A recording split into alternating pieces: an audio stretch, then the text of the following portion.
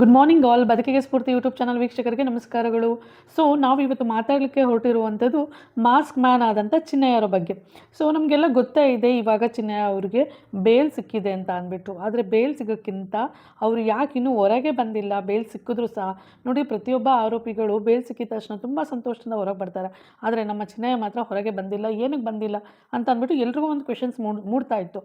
But ನಿನ್ನೆ ಒಂದು BLR ಪೋಸ್ಟಲ್ಲಿ ಏನು ಬಂದಿದೆ ಅಂದರೆ, ನಾನು ಹೇಳ್ದ ಹಾಗೆ BLR ಪೋಸ್ಟಲ್ಲಿ ಇಲ್ಲಿ ತನಕ ಕೊಟ್ಟಿರೋ ಎಲ್ಲ ಧರ್ಮಸ್ಥಳ ಪ್ರಕರಣಗಳು ಸತ್ಯಾಂಶವೇ ಆಗಿದೆ.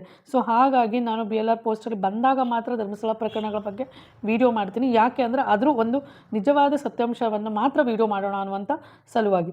ಸೊ ನಿನ್ನೆ BLR ಪೋಸ್ಟಲ್ಲಿ ಏನು ಬಂದಿತ್ತು ಚಿನ್ನಯ್ಯನ ಬಗ್ಗೆ ಅಂತ ನೋಡ್ತಾ ಹೋದರೆ, ಚಿನ್ನಯ್ಯ ಮತ್ತೆ ಬೇಲ್ ಸಿಕ್ಕಿದ್ರೂ ಸಹ ಇಬ್ಬರು ಶ್ಯೂರಿಟಿ ಕೊಡಬೇಕಾಗಿರುತ್ತೆ ಚಿನ್ನಯ್ಯಗೆ ಹೊರಗಡೆ ಬರಲಿಕ್ಕೆ. ಯಾಕೆಂದರೆ ಚಿನ್ನಯ್ಯ ಬೇಲ್ ತಗೊಳ್ಳೋಕ್ಕೆ ಹೆದರ್ಕೊತಾ ಇದ್ರು ಅಂತ ಅಂದ್ಬಿಟ್ಟು ಸೌಜನ್ಯ ಹೋರಾಟಗಾರರು ತುಂಬ ವೀಡಿಯೋಗಳಲ್ಲಿ ಹೇಳಿದ್ದಾರೆ. ಏನಕ್ಕೆ ಬೆದರಿಕೆ ಇದೆ ಅಥವಾ ಒಂದು ಭಯ ಇದೆ? ಯಾಕೆಂದರೆ ಅವರು ಒಂದು ಮಾತಾಡಿರೋದು ಅಥವಾ ಯಾರ ಬಗ್ಗೆ ಅವರು ಒಂದು ಆರೋಪಿಗಳನ್ನಾಗಿ ಮಾಡಿರೋದು ಒಂದು ಬುರ್ಡೆ ತೊಗೊಂಬಂದಿ ಅಂದರೆ ನಮಗೆ ಗೊತ್ತಿರೋ ಹಾಗೆ ಧರ್ಮಸ್ಥಳದ ದೊಡ್ಡ ಮನೆಯವರ ಮೇಲೆ.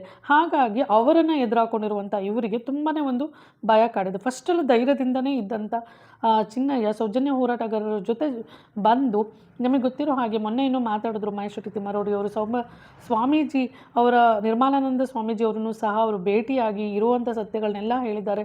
ಮತ್ತು ಸ್ವಾಮೀಜಿಯೂ ಸಹ ನಾನು ನ್ಯಾಯ ಇಸ್ಕೊಡ್ತೀನಿ ಅಂತ ಅಂದ್ಬಿಟ್ಟು ಶಪಥ ಮಾಡಿದರು. ಆದರೆ ಇವತ್ತಿನ ದಿನ ಮೌನಕ್ಕೆ ಜಾರಿದ್ದಾರೆ. ಏನಕ್ಕೆ ಇಷ್ಟೊಂದು ಯಾವುದೇ ಒಂದು ವಿಷಯನೇ ಅವರು ಮಾತಾಡ್ತಾ ಇಲ್ಲ? ಸ್ವಾಮೀಜಿಗಳಿಗೂ ಇಂಥ ಭಯವನ್ನು ಕಾಡುವಾಗ ಒಬ್ಬ ಸಾಮಾನ್ಯ ಮನುಷ್ಯ ಚಿನ್ನಯ್ಯ ಎದುರುಕೊಂಡು ಬೇಲಿಗೆ ಅಪ್ಲೈ ಮಾಡಿರಲಿಲ್ಲ. ಮತ್ತು ಮನೆಯವರ ಒಂದು ಫೋರ್ಸಿಂದ ಬೇಲಿಗೆ ಅಪ್ಲೈ ಮಾಡಿದ್ರು. ಬೇಲಂತೂ ಸ್ಯಾಂಕ್ಷನ್ ಆಯಿತು. ಆದರೂ ಸಹ ಬೇಲ್ ಸಿಕ್ಕಿದ್ರೂ ಸಹ ಹೊರಗೆ ಬರ್ತಿಲ್ಲ. ಯಾಕೆ ಹೊರಗೆ ಬರ್ತಿಲ್ಲ ಇದೊಂದು ಕ್ವೆಶನ್ ಬರ್ತಾಯಿತ್ತು. ಬಟ್ ಫೈನಲಿ BLR ಪೋಸ್ಟಲ್ಲಿ ಏನು ಬಂದಿದೆ ಅಂತಂದರೆ, ಚಿನ್ನಯ್ಯ ಮತ್ತೆ ಕೋರ್ಟಿಗೆ ಎರಡು ಅಪ್ಲಿಕೇಶನ್ ಹಾಕಿದ್ದಾರೆ.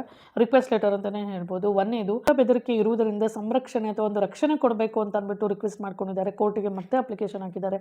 ಯಾಕೆಂದರೆ ಅವ್ರಿಗೆ ಹೊರಗೆ ಬರಲಿಕ್ಕೆ ತುಂಬಾ ಭಯ ಇದೆ, ಒಂದು ಜೀವ ಬೆದರಿಕೆ ಇದೆ ಅಂತ ಅಂದ್ಬಿಟ್ಟು. ಅದಾದಮೇಲೆ ಇನ್ನೂ ಎರಡನೇ ಒಂದು ಅಪ್ಲಿಕೇಶನ್ ಏನಪ್ಪ ಅಂದರೆ, ಪದೇ ಏನು ಅದು ಬೇಲಲ್ಲಿ ಇರೋದು ಷರತ್ತುಬದ್ಧ ಬೇಲ್ ಅಂತ ನಮಗೆಲ್ಲ ಗೊತ್ತಿದೆ. ಅಂದರೆ ಕೆಲವೊಂದು ಷರತ್ತುಗಳಿದೆ. ಅದರಲ್ಲಿದೆ ಪೊಲೀಸವರು ಅಂದರೆ SIT ಅವರು ಯಾವಾಗಲೇ ಕರೆದ್ರು ಇವ್ರು ಹೋಗಿಬಿಟ್ಟು ಅಲ್ಲಿ ಸೈನ್ ಮಾಡಿ ಬರಬೇಕಾಗುತ್ತೆ ಅಂತ ಅಂದ್ಬಿಟ್ಟು. ಬಟ್ ಅವರ ಒಂದು SIT ಅವರ ನಡವಳಿಕೆ ಇವರಿಗೆ ಭಯ ಉಂಟು ಮಾಡಿದೆ. ಸೊ ಪೊಲೀಸರಿಗೆ ಪದೇ ಒಂದು ಸಿಗುವಂಥ ಒಂದು ಸ್ಟೇಷನ್ಗೆ ಹೋಗುವಂಥ ಪ್ರಕ್ರಿಯೆಯನ್ನು ನಿಲ್ಲಿಸಬೇಕು. ಯಾವುದಾದ್ರೂ ಒಂದು ಸರಿ ಅವರಿಗೆ ಒಂದು ತನಿಖೆ ಮಾಡಿ ಬಿಡಬೇಕು ಅಂತ ಅಂದ್ಬಿಟ್ಟು ಅವರು ಈ ರೀತಿ ಒಂದು 2 ರಿಕ್ವೆಸ್ಟ್ಗಳನ್ನ ಕೋರ್ಟ್ ಮುಂದೆ ಇಟ್ಟಿದ್ದಾರೆ. ಸೊ ಕೋರ್ಟ್ ಈಗ ಏನು ಹೇಳುತ್ತೆ ಅನ್ನೋದನ್ನು ಕಾದು ನೋಡಬೇಕಾಗುತ್ತೆ.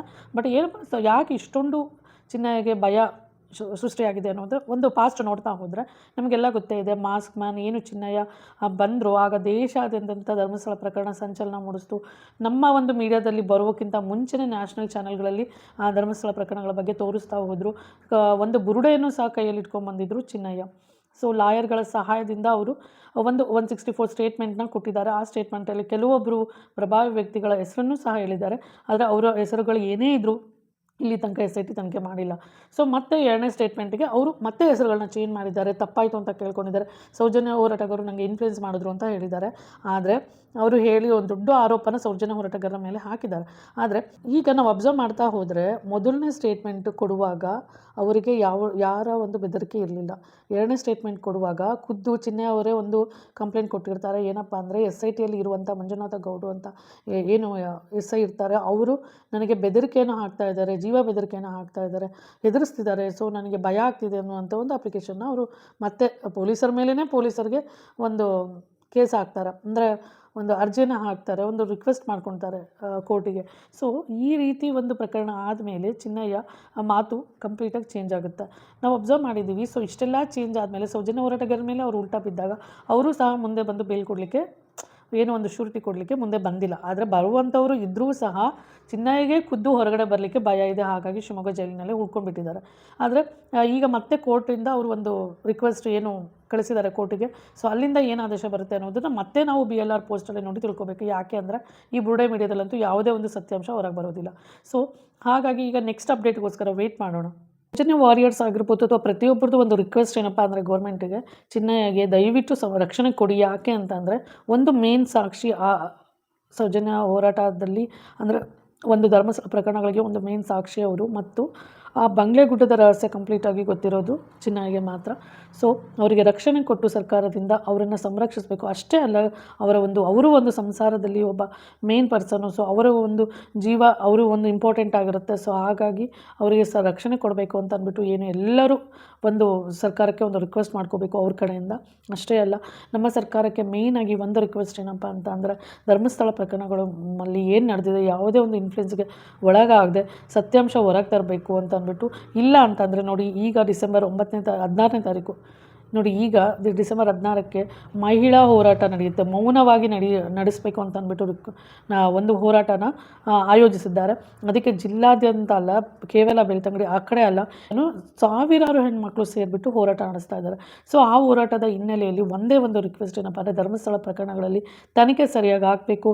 ಯಾವುದೇ ಒಬ್ಬ ವ್ಯಕ್ತಿ, ಒಬ್ಬ ಪ್ರಭಾವಿ ವ್ಯಕ್ತಿ ಆಗಿರ್ಬೋದು ಅಥವಾ ಸಾಮಾನ್ಯ ವ್ಯಕ್ತಿ ತಪ್ಪು ಮಾಡಿದರೆ ಅವರಿಗೆ ಶಿಕ್ಷೆ ಆಗಲೇಬೇಕು ಅನ್ನುವಂಥ ಒಂದು ಮಕ್ಕಳ ಈ ಸಣ್ಣ ಪ್ರಯತ್ನ ದೊಡ್ಡ ಮಟ್ಟದಲ್ಲಿ ಹೆಸರು ಮಾಡಿ ಒಂದು ಸರ್ಕಾರಕ್ಕೆ ಒಂದು ಸಂದೇಶ ಹೋಗಲಿ. ಏನಪ್ಪ ಅಂದರೆ, ಸರ್ಕಾರ ನೆಕ್ಸ್ಟ್ ಮತ್ತೆ ನಮ್ಮ ಒಂದು ಸಿದ್ದರಾಮಯ್ಯ ಸರ್ಕಾರ ಮತ್ತೆ ಬರಬೇಕು ಅಂತ ಅಂದರೆ, ನಮ್ಮ ಓಟ್ಗಳು ಅವರಿಗೆ ಬೇಕು ಅಂತ ಅಂದರೆ, ಧರ್ಮಸ್ಥಳ ಪ್ರಕರಣದಲ್ಲಿ ಅವರು ನ್ಯಾಯವನ್ನು ಒದಗಿಸಲೇಬೇಕು ಅಂತ ಅಂದ್ಬಿಟ್ಟು ಸಿದ್ದರಾಮಯ್ಯ ಅವರಿಗೆ ರಿಕ್ವೆಸ್ಟ್ ಮಾಡ್ಕೊಂಡು. ಯಾಕೆಂದರೆ ನನಗೆ ಇಲ್ಲಿ DK ಶಿ ಅವರ ಮೇಲೆ ಆಗಿರ್ಬೋದು ಅಥವಾ ಗೃಹ ಮಂತ್ರಿಗಳು ಪರಮೇಶ್ವರ ಮೇಲೆ, ಅವರ ಮೇಲೆ ನಿಜವಾಗ್ಲೂ ನಂಬಿಕೆ ಇಲ್ಲ. ಆದರೆ ಸಿದ್ದರಾಮಯ್ಯ ಸರ್ ಮೇಲೆ ಸ್ವಲ್ಪ ಹೋಪಿದೆ. ಸೊ ಏನಾದರೂ ಒಂದು ಸತ್ಯ ಹೊರಗೆ ಬರುತ್ತೆ ಅನ್ನುವಂಥದ್ದು ನಂಬಿಕೆಯಲ್ಲಿ ಕಾಯ್ತಾ ಇದ್ದೀವಿ.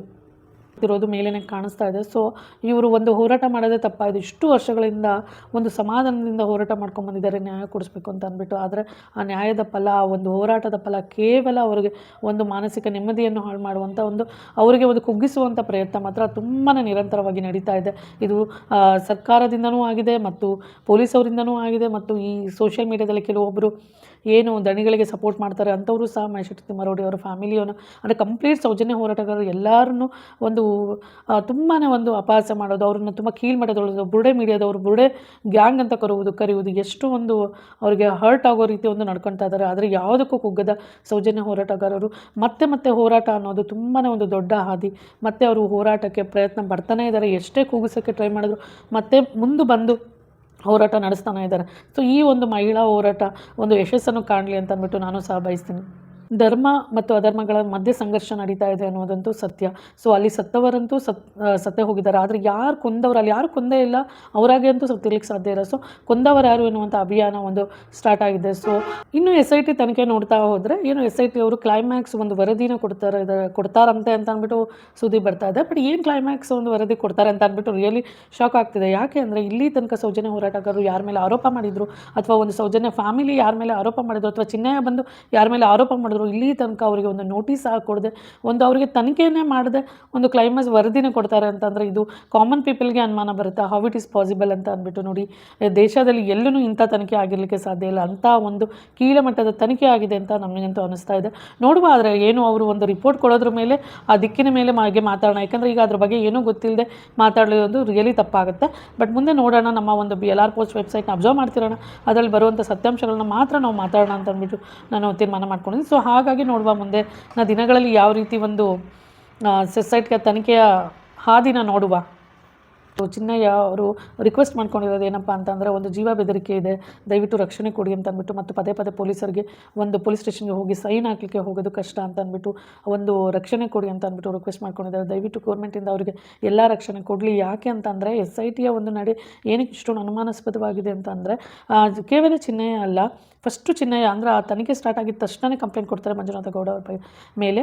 ಸೊ ಅದಾದ ಕೆಲವು ದಿನಗಳ ನಂತರ ಚಿಕ್ಕ ಕೆಂಪಮ್ಮ ಅವರು ಹೇಳ್ತಾರೆ, ಅವರಿಗೆ ಒಂದು ಬೇರೆ ರೀತಿ ನಡೆಸ್ಕೊಂಡ್ರು, ಅಂದರೆ ತುಂಬ ಒಂಥರ ಜೋರಾಗಿ ರಫಾಗಿ ಮಾತಾಡ್ತಾಯಿದ್ರು ಅಂತ ಅಂದ್ಬಿಟ್ಟು. ಅದಾದ ಕೆಲವೇ ದಿನಗಳಲ್ಲಿ ಜಯಂತಿಯವರು ಸಹ ಹೇಳ್ತಾರೆ, ನಮ್ಮ SIT ದೌರ್ಜನ್ಯ ಮಾಡ್ತು ಅಂತ ಅಂದ್ಬಿಟ್ಟು. ಸೊ ಇದೆಲ್ಲ ಒಬ್ಬರು ಇಬ್ಬರು ಅಲ್ಲ, 3 ಜನನೂ ಹೇಳಿದ್ದಾರೆ ಈ ರೀತಿ ನಡೀತಾ ಇದೆ ಅಂತ ಅಂದ್ಬಿಟ್ಟು.